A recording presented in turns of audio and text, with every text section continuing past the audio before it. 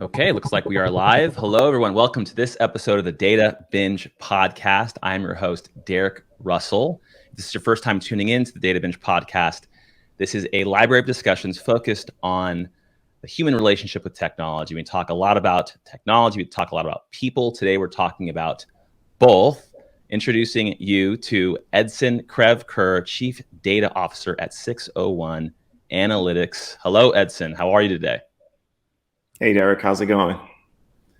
It's going great. It's going great. Thanks for joining us on this beautiful Friday. Hopefully, you have some awesome plans for this weekend. Edson, what's giving you energy today before we kick this thing off? Well, the fact that it's Friday and here in South Florida, it's beautiful outside, blue skies, warm but not too humid, and that's a great way to kick off the weekend. It sounds like a pretty great way. So Edson, let's get kicked off. Can you talk about what you do today, what 601 Analytics is, and kind of what makes it special? Sure. So I'll talk a little bit about my path towards a career in data, and that started in middle school. Where at the time my older brother Stanley was a computer science major, and he brought home his textbooks, and he had a computer, a Commodore 64K. If any one of us are old enough to remember what a Commodore 64K computer was. And so I took advantage of that and started practicing how to code and starting to learn how to use the technologies to really start wrangling data, which is and use languages like BASIC and COBOL. And that led me to going to a technical high school, which is where I was first exposed to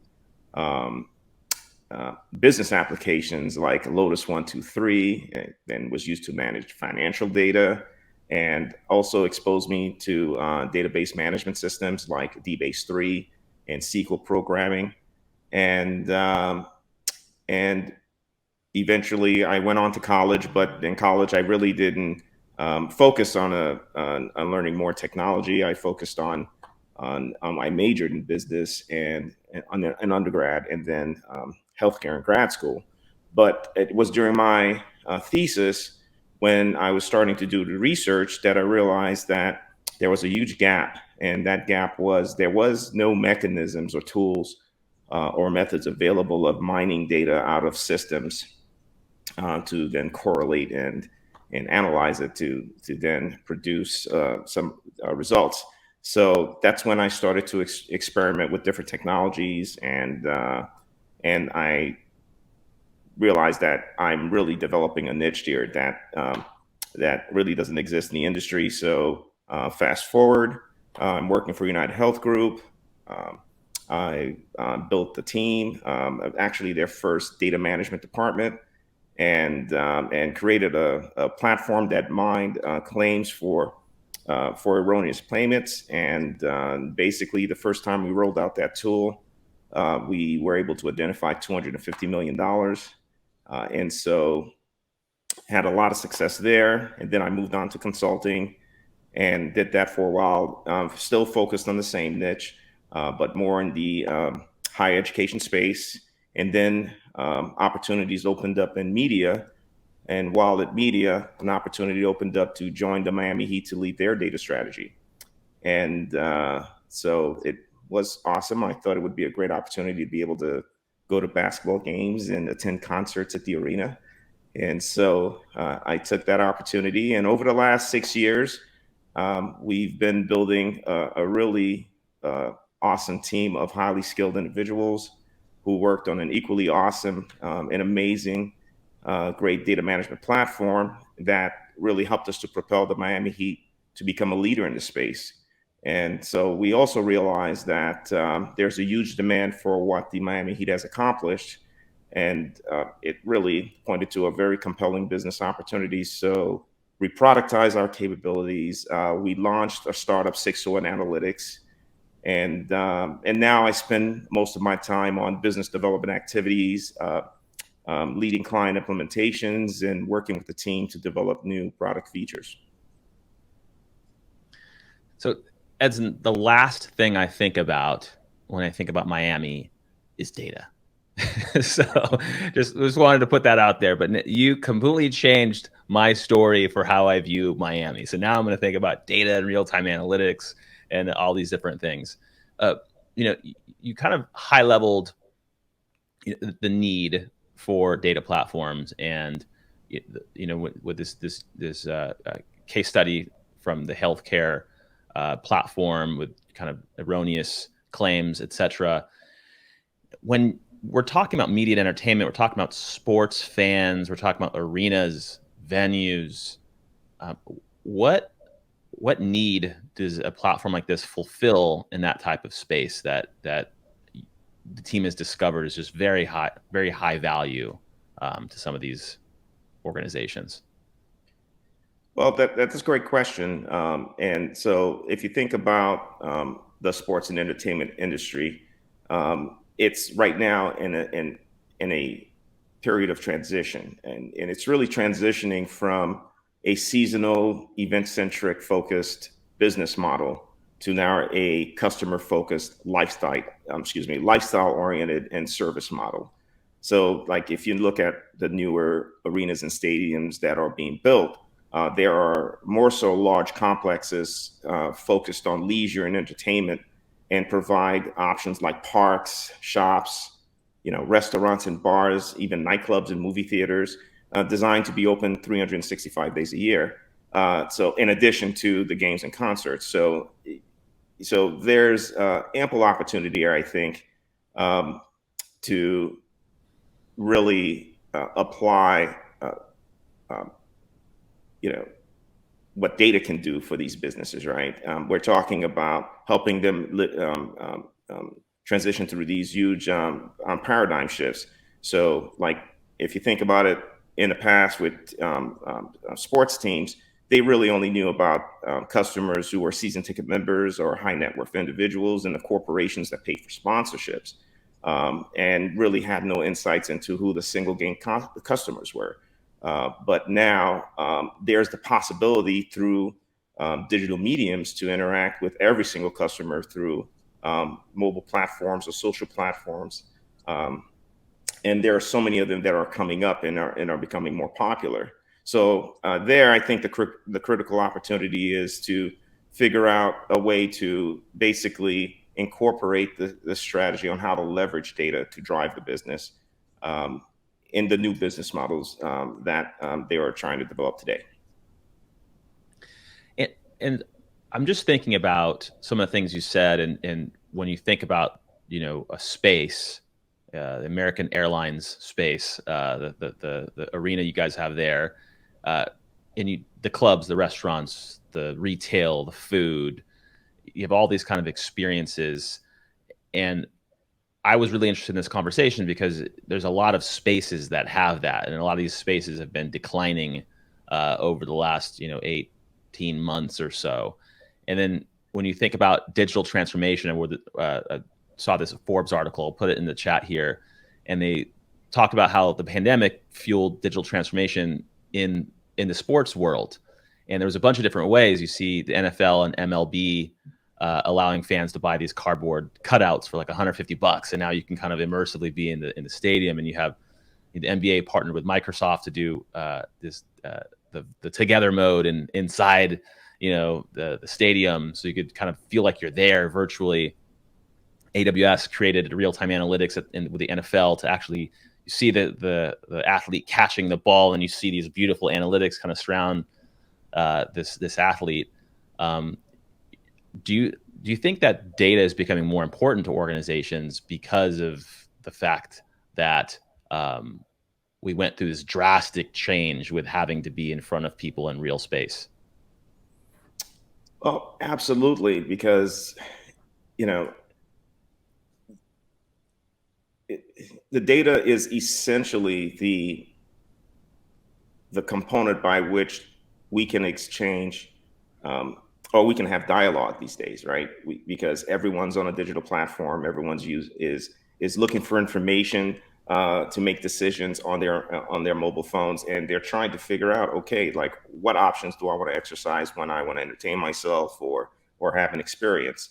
And this is why teams in the sports and entertainment industry really need to get engaged and have a command of exactly how to leverage these platforms in order to drive that engagement and in order to learn about who these fans are and what their interests are, because that's the only way that we'll be able to have informed insights and be able to take well-planned actions that support the kind of data and the kind of information that we've learned about our fans, right? And this is where we can then be more reactive, because if you think about it, the time frame between when a fan learns about something or gives a new piece of information an opportunity to influence their behavior, and the time to make the decisions has been reduced to seconds, right? I think it's like 3 or 4 seconds, right? And so that means our messaging and the time frame we have to influence that decision is just as short.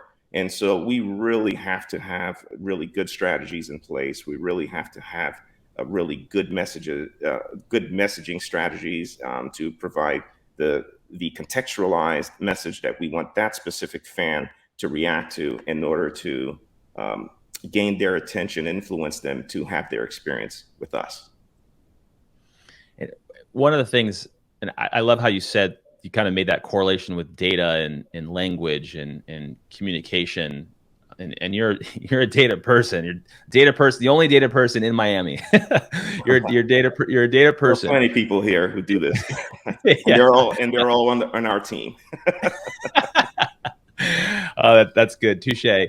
And I was just kind of looking at one of the articles that you shared with me, and there was quite a big splash made with the Bucks, and the chief tech and strategy officer, Robert Cordova with the Bucks. Essentially, this is a sports team.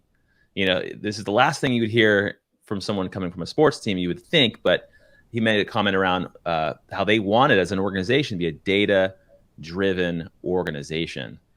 And some of the things that you're providing, kind of getting into the details of the article that's posted in the event, you're able to understand predictively how many folks are going to actually show up to the event.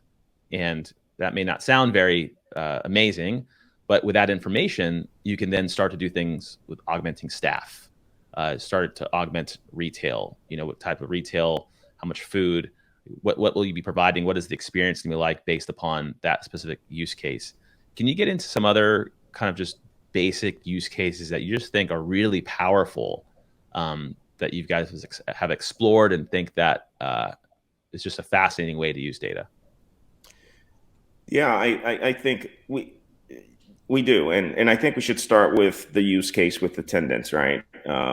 We think of it just the basic number of how many people just shows up, but really think about the planning that's required to host and facilitate an event that can potentially accommodate 20,000 people. And so you have to make sure you have the right number of people available. You have to make sure you have the right amount of products. You have to have the right amount of pamphlets. Make sure that all of these important areas are accessible to help facilitate their experience while they're in the building. And so think about the amount of waste and spoilage you can prevent if you can predict the number of people that are going to be there, specific to where they're going to be sitting, how they're entering the building, and who and what sort of needs, and anticipate what sort of needs they could potentially have. I know with our use case, doing this with the Miami Heat, we were able to save up to almost $1 million in operational costs, because we were able to use this data around attendance to be able to assess when and how we should staff the arena, and also how many people we expect to be sitting in certain areas. So we're able to reduce spoilage, and basically, okay, if we predict a certain number of people are coming and we don't think we're attracting enough people to that particular event, how can we market to them more effectively? And so, design a campaign to reach the folks that we want and convince them to come and have the experience with us. So there's really a lot that can be done with this data, and that's why I think the Bucks chose us, because we've been able to um, show that we can use this data to influence the right business outcomes. And yeah, and so, as you know, the rest is history. They signed with us, and they're able to benefit from what we do as well. It went. I really enjoy the positioning with you took this one data point, Edson, and I spent a lot of time in the data and AI business at Microsoft talking about the importance of just data, like just having access to the data and what one potential use case can do, and how you can, there's multi layers and lots of different outcomes that can come from just one capability. And you talk about attendance. I would have never thought about spoilage.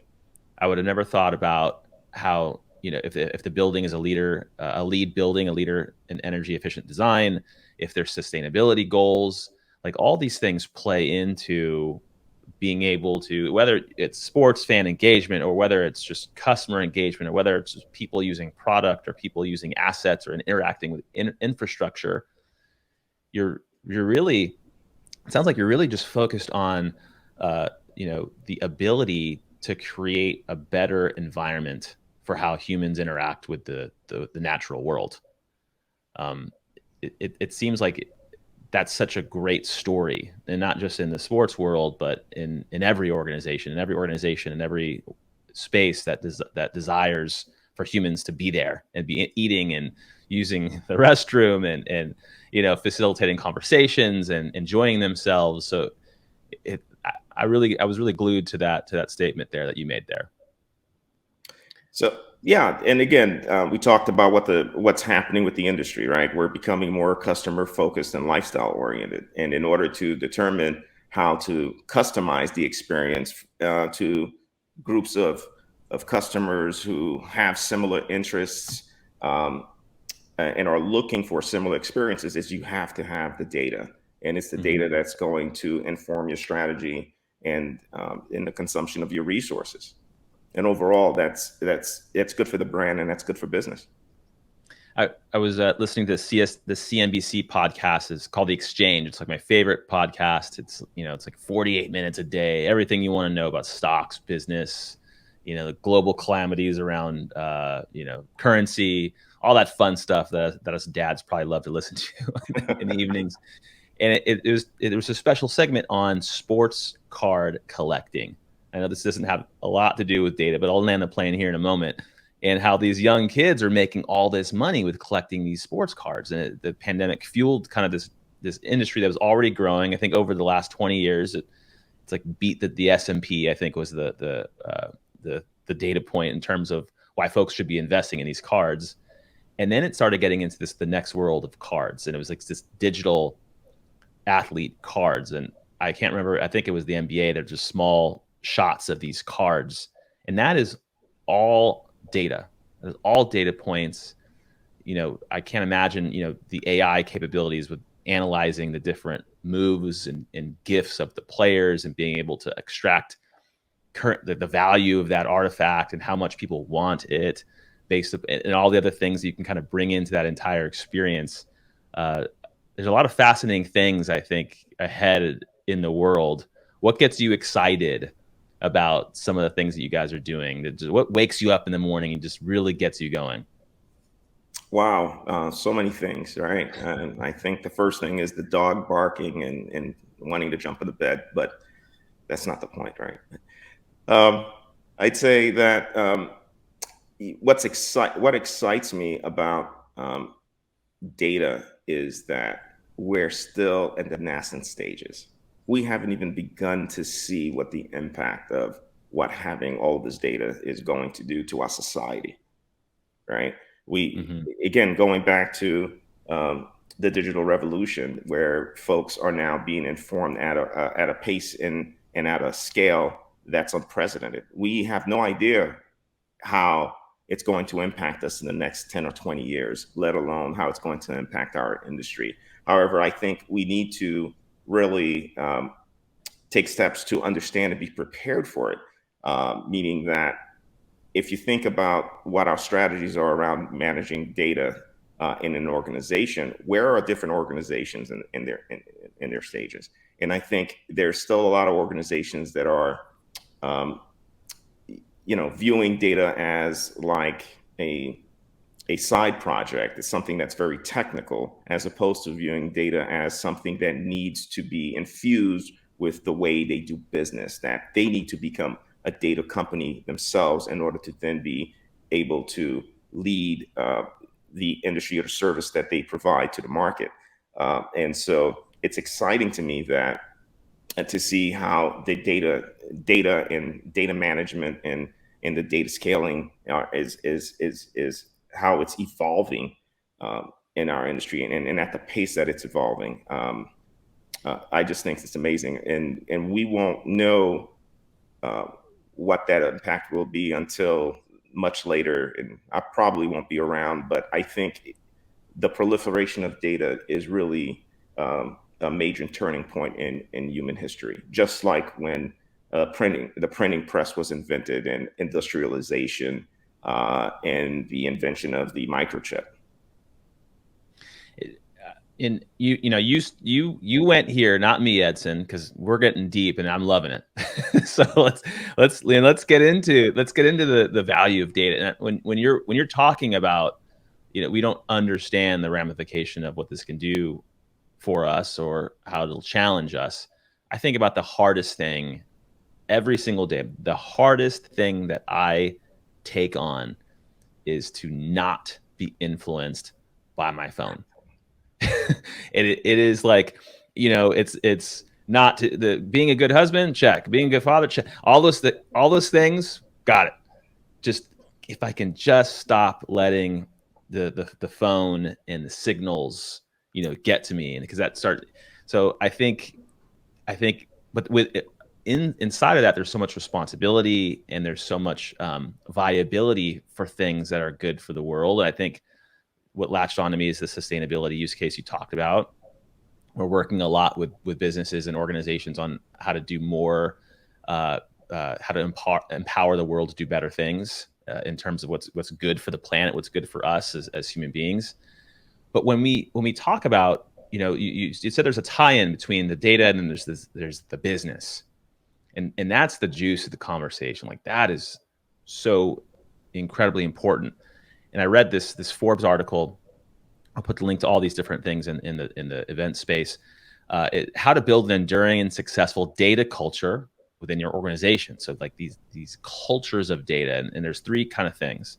One, it's focusing on developing the right mindset and characteristics. So having the mindset of the data, and I'd love for you to comment on these items.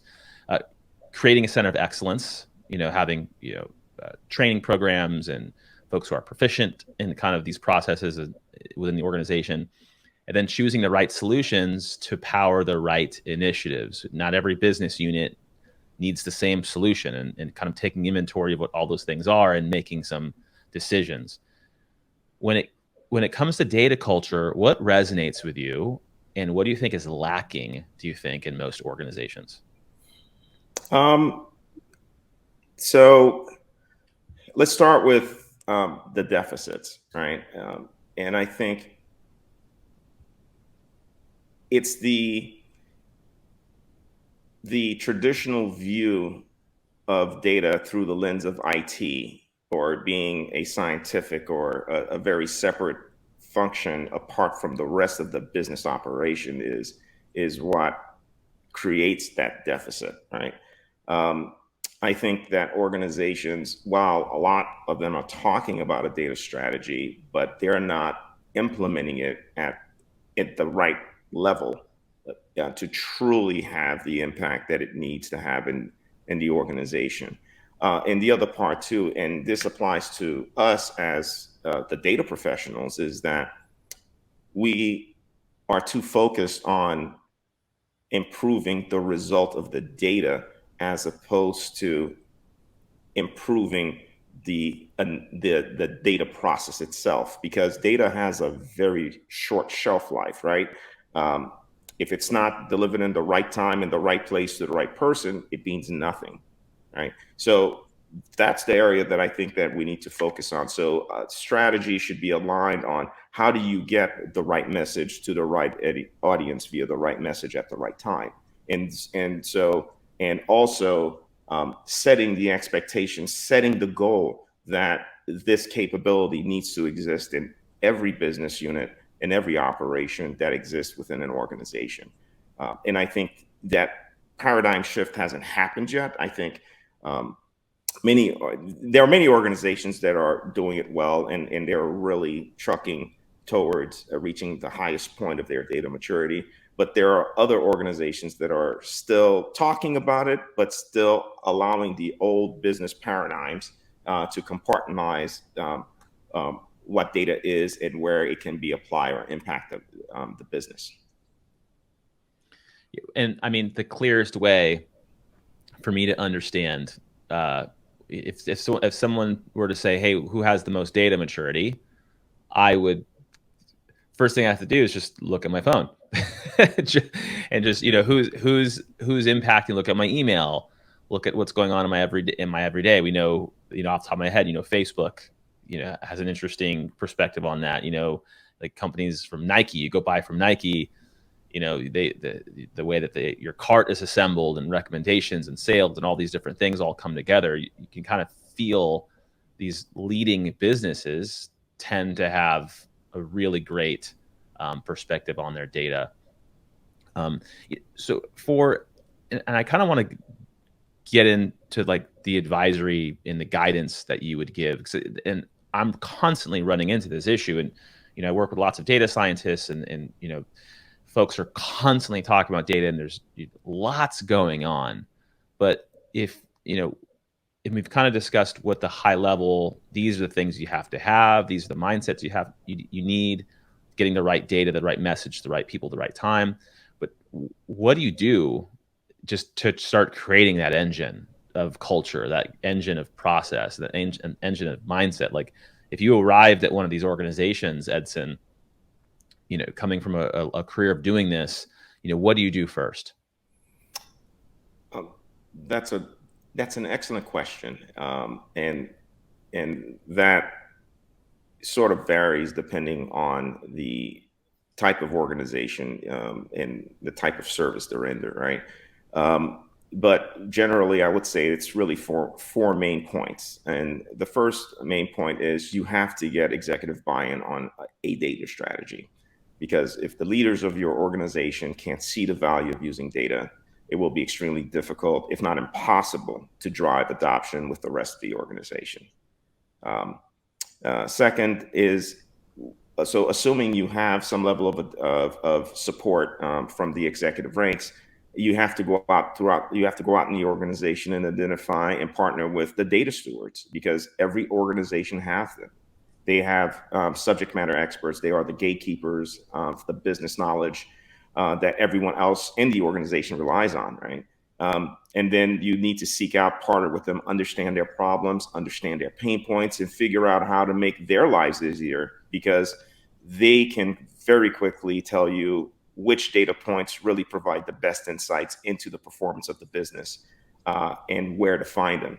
And also continue to work with them on establishing strong data processes and governance models to try to create common data language across the organization. Getting them involved and giving them the ownership really position your strategy for success, because it will help to establish trust in the metrics that are being published. And because there is already an alliance of the data to the stewards themselves, and it has their support, you'll find that the rest of the organization will automatically have trust in what's being delivered. Third, I would say you'd have to keep showing what's possible, meaning deliver proofs of concepts to win leadership and general support, and do that every opportunity you get, because showing those demonstrations really are very effective ways of demonstrating the tangible benefits of using data, and it will immediately generate demand for more. And and last and definitely not least here is data literacy. You have to drive organizational data literacy. And that way you can ensure that people can understand, apply, and take action on the insights they're consuming. And integrating data into existing business conversations, meetings, and agendas wherever possible is also a surefire way to drive adoption and have people looking at the same information at the same time to help drive their decisions. So I'm actually I wish you would have written that Forbes article on data culture, because I think these four components are, I mean, just working with businesses like this all the time, that's exactly, you nailed it. Those are the things. And obviously some of those things may oscillate between each other. Some things becoming of more value than others. Maybe, that executive buy-in, that's something you have to focus on this quarter before you can then focus on understanding the SME groups within your organization. Obviously, maybe potentially having data literacy before you start investing in a POC, or maybe investing in a POC to get executive buy-in. So I think I see those four throttling each other as levers to kind of really create experiences that will get people enthused about this new world that we've been talking about. No, absolutely. You can basically lever any of those approaches as a way to empower the others, right? If you don't have initial executive buy-in, but you have access to the resources in support of the SMEs, and you could really put together some very, very compelling proofs of concept, right? If you have executive support and you have SMEs, but you don't have, let's say, the resources, then it's easy to put together a use case that will prove out that, hey, by investing in the right technologies, that we can actually increase the efficiency of generating the data that the organization uses. But the one that I think is, again, the most important is really driving the organizational data literacy once you have the right mechanisms in place. Because if you don't have the larger adoption, then you're really catering to just a small group of folks within the organization, and you then really can't, proliferate the impact of data throughout the rest of the enterprise. And Edson, and just kind of circling back around and kind of getting back into 601 analytics and some of the things that you guys are doing there. We've kind of covered why it's exciting, the meaning of data, what the importance of it, how it's very complex in its value, a lot of things you can do with it, a lot of things we probably can't imagine how it's going to impact us culturally, socially. We've talked a little about the need, the gaps in organizations from a culture perspective, from a strategy orientation. You spend a lot of time doing that. In one of our first conversations, we were just kind of talking, and we started wooing this podcast maybe 6 months ago. We were kind of talking about what this could be, and so it's been a long time coming. And I think you mentioned something like, it'd be really great, Derek, if we could cover, what's under the hood of getting started, what's under the hood of being a business, being a Miami Heat, being a Bucks, being a whatever organization you want to talk through, and coming up with this new way of understanding the customer, understanding the fan, understanding the world. And we talked about how it's really not talked about very, very often. And kind of back then, when this business was starting and this solution was starting to ramp up, I'm sure there was a lot of mistakes and things that you did that may have not been the best way forward. Could you just, in the best way you can, just give some clarity around how did this thing just like start? Like what were like the under the hood processes or some of the things that you had to do that were tough, that you wish you would have known that you needed to wade through to be successful? Wow. It's kind of hard to view something as being really tough to do when you really enjoy doing it. And I really do, and the folks who make up our team are really invested in doing what we do very, very well. But to your point, there's always challenges that you will encounter, and that's the reason I go back to the 4 points around how do you really ensure successful uh, evolution of an organization in the data space. Is I think, and this did not apply to my experience at the Miami Heat. Before um, really building the business that we have now, because we actually had amazing support from our president of business operations and the executive team, and ownership. And without that, really, it couldn't have happened. Um, but however, if you're looking back at what organizations might face when trying to figure out um, how to monetize a capability and bring it to market, and Yes. what kind of issues that they're running into, is it's first, you have to make sure you have a clear vision. You have to have, in a sense, a clear understanding of, okay, what are the problems that are out there, and what are you solving for? Do you have the right capabilities, or have you figured out how to solve for it, and what's the market opportunity associated with that?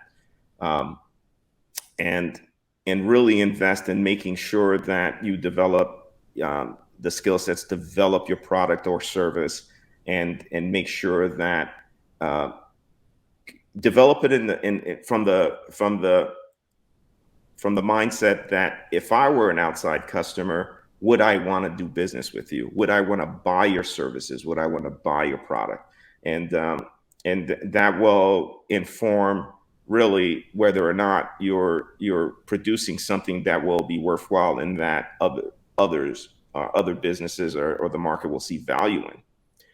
I think the second part is also the timing. I think at the time that we started to figure out, hey, we got something here, and that we need to expand it and make it a real business case, and bring it to market, is that there were very few providers of a solution similar to what we were doing in the market. I think there were maybe three or four, and there were some inherent, what I perceive as inherent um, shortcomings in how they provided their offerings, especially as things were changing in the market, meaning around data, I should say, meaning that uh,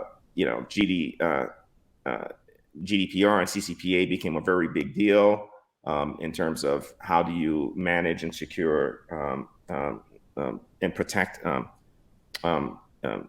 private information, and also the concept of, hey, I own my own data, and it should reside in my own within my own organization, regardless who I'm working with to help me unlock the value of that data. I think that's also something that um, the solutions that were out in the market previously really didn't address effectively. And I think the timing of us um, coming along and defining what our value prop is in the market addressed a lot of these things, and also made our product more attractive and more compelling to potential customers. And and the last thing I'd like to say, it's really the preparation, right? And it's the investment that goes into um, um, standing up your business. And again, we had amazing support from the Miami Heat as an organization all the way around. And I would say that everyone, um, and not just leadership, not just folks within our team, but everyone throughout the organization, let their expertise and made a contribution towards the development of our product, and in our startup. And that is where I think we really benefited from being able to position ourselves to go to market, and go to market with a bang. Great points. Great points, Edson. We have some energy that came over from a gentleman named Albert Danqua the third. He's over in New York. He's a content developer for the Xbox team. He commented, Edson, he got a lot of energy from you. It is hard to imagine something is hard to do when you love what you do. He said, well said. He's got this dude has a lot of energy. He's got his own live program. He's all about gaming. Connected with him a couple of weeks ago. So glad that he was able to come in and make a comment. And I know we only have about 18, 19 minutes left or so.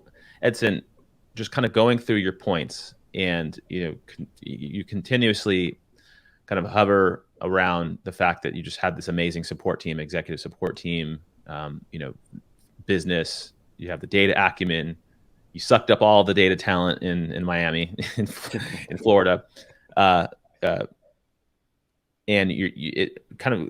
And I'm asking this selfishly because I'm helping an organization right now, partnering with an organization to venture into a new innovation based upon data. And the hardest thing I'm observing is for an organization to get to the point where, and this is probably the case for most startups. You have this amazing idea, you have the intellectual horsepower to execute, you have the SME knowledge. You're a technical organization, you have the funding capabilities, you have leadership really focus on this, but there's that, what you just don't know how this is going to be accepted into the market. You don't know if this creation, this innovation, this concept that you have is going to go well. And you're right at the bridge of investing. You're right at the bridge of investing in this thing. Use cases are constantly hovering. Market need is you're kind of still unsure. What is the barrier? What's the breaking point where you just got to go and do it? Like, can you describe any learnings you have behind that type of thing with your experience in rolling out new data platforms, new experiences, new innovations? That's a great question, and I'll talk about when I was consulting. And as part, and during that period in my career, I was actually doing something very similar. I would build data products and bring it to market.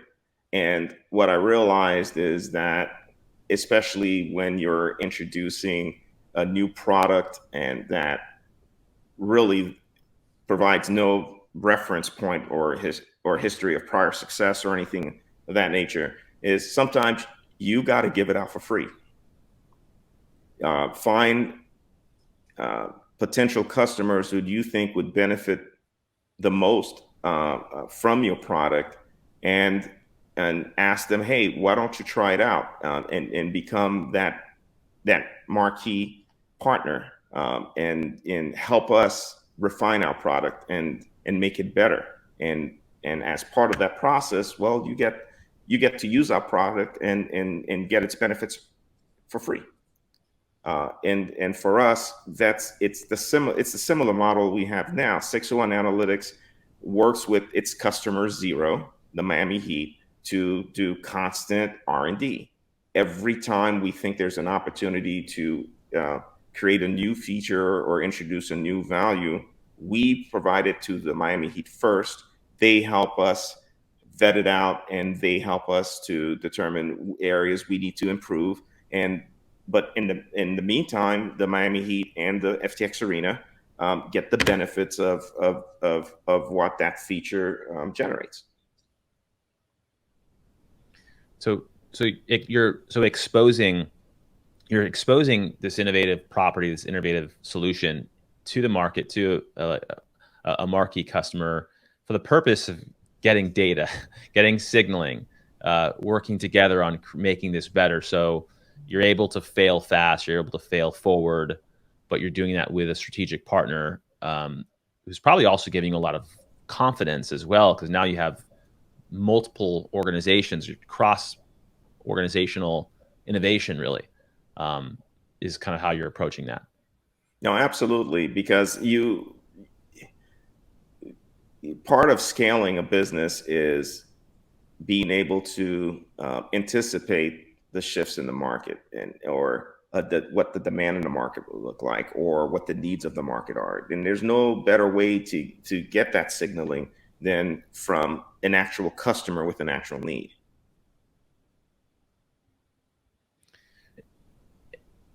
And I just saw this comment come over, Edson, from Matthew Elias, experienced sports industry sales professional.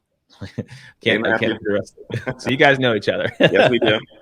Yeah, and Matthew's saying, hey, from a sales perspective, what hurdles did you have to overcome to get people who believe in an old school way of doing things to buy into making decisions based on data? That's a really great comment. How do you get a data culture, data person, data team, everything you guys are doing? How do you go to a legacy organization and trying to help them make decisions on data on your platform? Well, it's really demonstrating that the value proposition that you're offering far outweighs the pain points that they're experiencing, right? It's so the thing about change is that everybody wants it, no one wants to do it, right? So you have to demonstrate that the change is worth it, right? And once you're able to do that, and I'm going to, and I want to get into the process here and how that's done, and I want to credit that to Matthew Jafarian, who is the EVP of Business Strategy at the Miami Heat. Is that you got to look at who are the people who will buy in, who are the people who are sort of in the middle, and who are the people who are adamantly against it. And what you want to focus on are the people in those organizations that are sort of in the middle, right? And if you can convince them that your value proposition is greater than the pains of going through the change, right? Then now you have 2/3 of the people on your side, and it'll be easier to then convince the last third. Got it. So you just basically help me understand that I should probably never play chess against you, Edson, because you're really thinking about this from a strategic level in terms of advocacy, getting the right people on board. I've spent a lot of time trying to advocate against folks who didn't believe in a particular technology, because thinking that if we just get those folks to just change their minds, then we can then all work together. And that's just not as easy as kind of going to the folks that are more lax, more open to conversation, more open to discussion around different types of technology, different types of pursuits. Some great comments there. Thanks, Matthew, for that.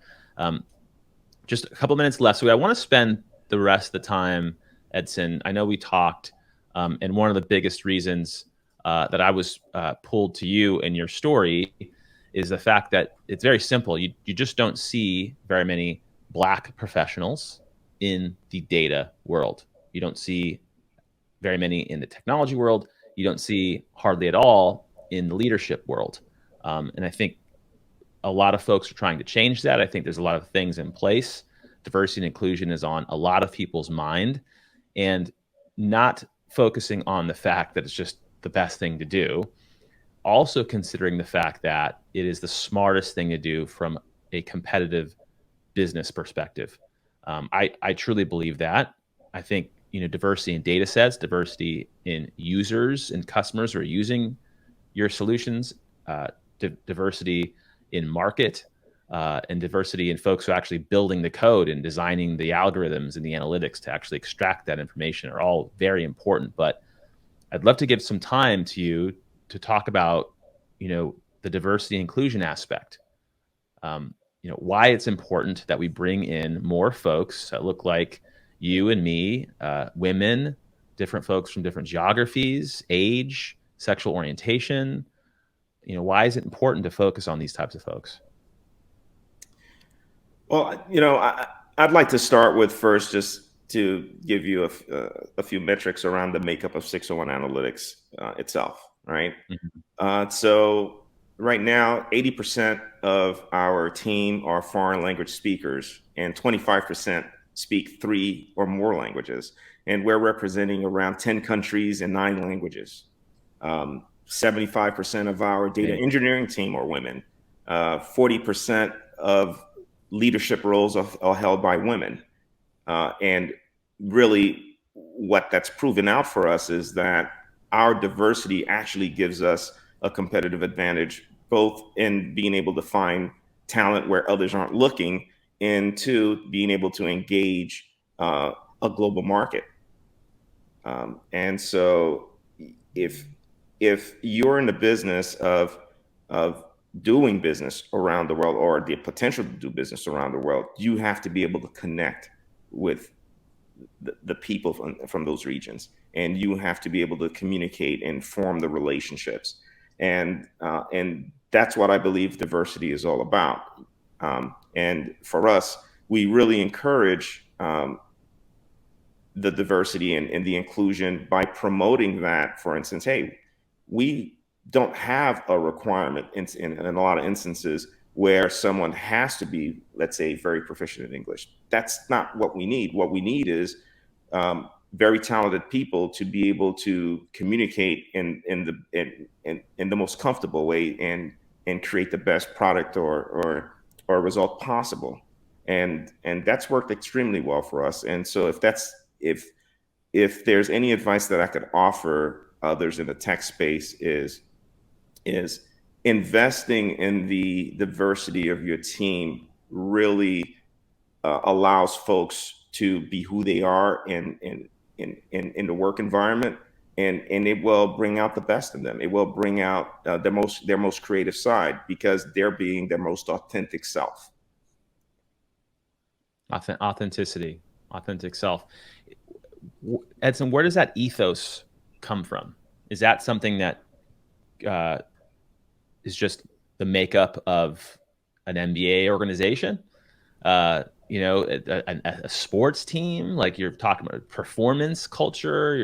You're obviously a very diverse group of athletes.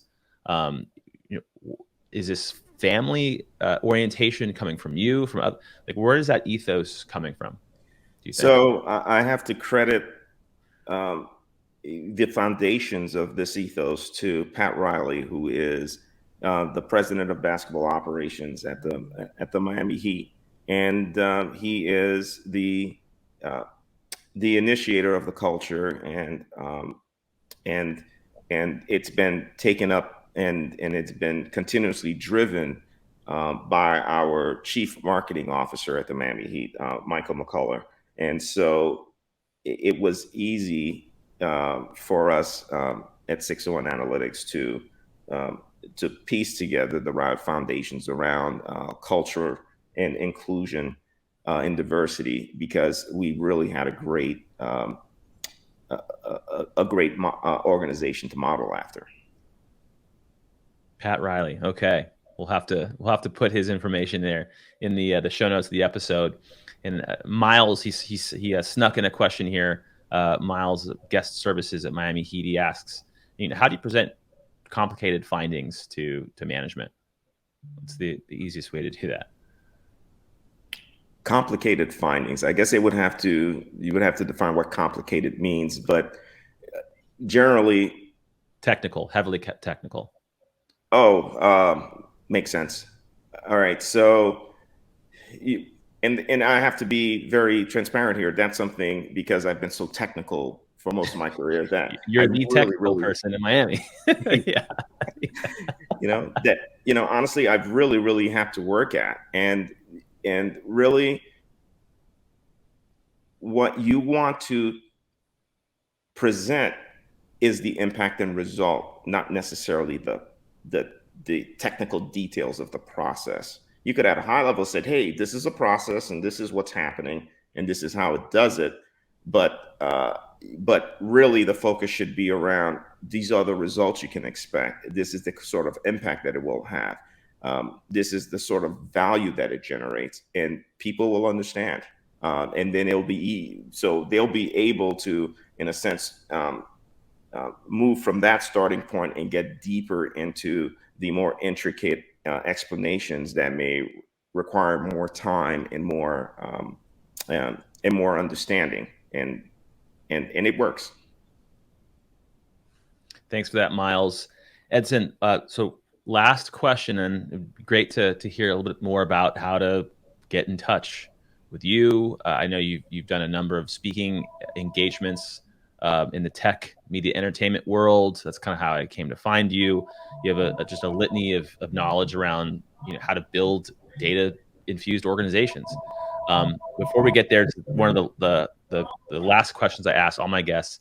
If you had unlimited resources, Edson, unlimited, and you had 7 days to execute on something, what would you execute on? What would that thing be? Unlimited resources. Time constraint. Unlimited resources. Time constraints and unlimited resources. Yep, got 7 days.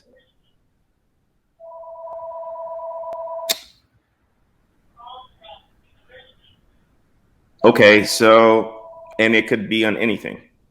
Anything. It would be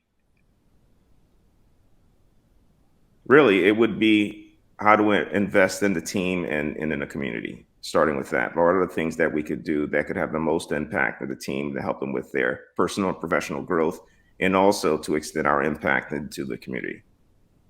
What that actual activity is, I'm not sure, but I would also let the folks tell me what they think I should invest in. Very fun exercise, Edson. Thank you for that. So how do folks get a hold of you, 601 Analytics? What's the best way to get in contact? Well, sure. So definitely, I'm on LinkedIn. But we also have a website, 601analytics.com, where you could submit a request for an engagement, and so we can have a conversation. And you could also reach me at Crevecoeur at 601analytics.com. Awesome.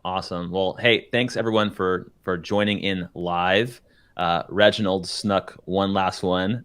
Community impact is a great idea. Yes, I think so too. The point of that question is to get the real. What do you want to do? What are you focused on? It sounds like team and community. So Edson, thanks for joining. Really had a lot of fun here. And I think we should do this again sometime. This is not the last time we'll be talking live.